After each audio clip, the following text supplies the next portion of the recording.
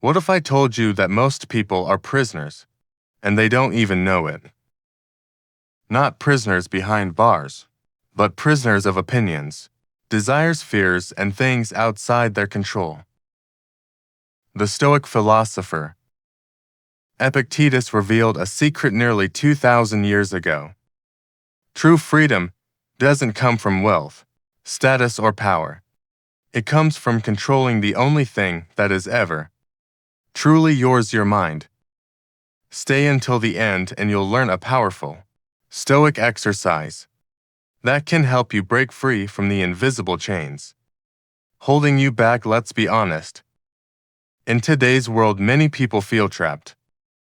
In America, workers feel chained to jobs they hate just to pay bills.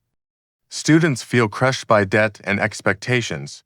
Couples feel stuck in toxic relationships because they're afraid to be alone.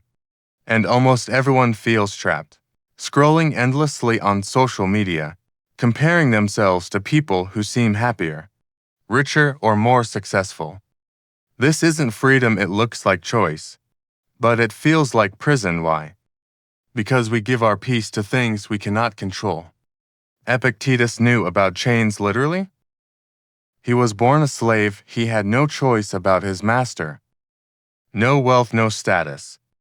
No freedom to travel or decide his own life. And yet, despite his conditions, Epictetus found freedom that even emperors envied. How? By mastering his inner life. He taught, some things are up to us and some things are not. This is the core of the Stoic Dichotomy of Control, and it is the foundation of true freedom. Compare this to Marcus Aurelius, emperor of Rome, who ruled over millions of people, commanded armies, and lived in palaces.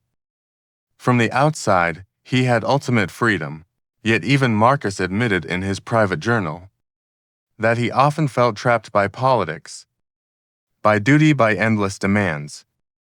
He wrote, "You have power over your mind, not outside events. Realize this and you will find strength."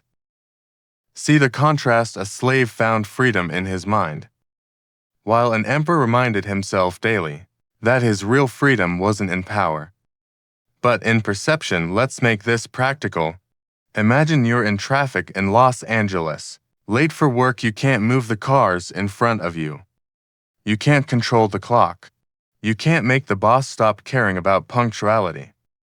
But you can control your response. You can either explode in frustration, honking and cursing, or you can take a deep breath, use the time to listen to an audiobook, and arrive calmer. That's the freedom Epictetus is talking about. The freedom to choose your response, even when you can't choose your circumstances. Lesson 1: Stop being a prisoner of opinions. Epictetus warned, if you want to improve, be content to be thought foolish and stupid.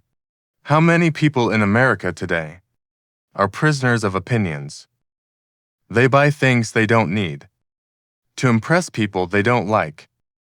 They post fake highlights on Instagram just for likes. This is slavery to reputation. True freedom is living aligned with your values, not with the noise of the crowd. If this makes sense, hit like so more people can see this. Lesson to desire and fear. Seneca wrote, "We are enslaved by fear and by desire." Desire makes us chase endlessly new phones, promotions, validation. Fear keeps us from acting. Fear of rejection, fear of failure, fear of being different together. Desire and fear build invisible walls around us. But the Stoics taught, limit your desires. Face your fears and you'll walk free. For example, if you're in a relationship where you're always afraid of losing the other person, are you free? No. You're chained by fear. But if you accept that loss is part of life, then you can love them freely without desperation. Lesson 3: Social media prison. Let's talk about one of the biggest prisons today. Social media. How often do you pick up your phone just to check one thing and suddenly an hour is gone? The Stoics would see this as slavery. Not slavery to a master, but slavery to your impulses. Epictetus said, "No man is free who is not master of himself." Mastery means noticing the impulse to scroll and choosing not to obey it. Freedom is not deleting all technology. Freedom is using it intentionally, without being its slave daily exercise. Now here's the Stoic exercise I promised tonight. Take a piece of paper and divide it into 2 columns.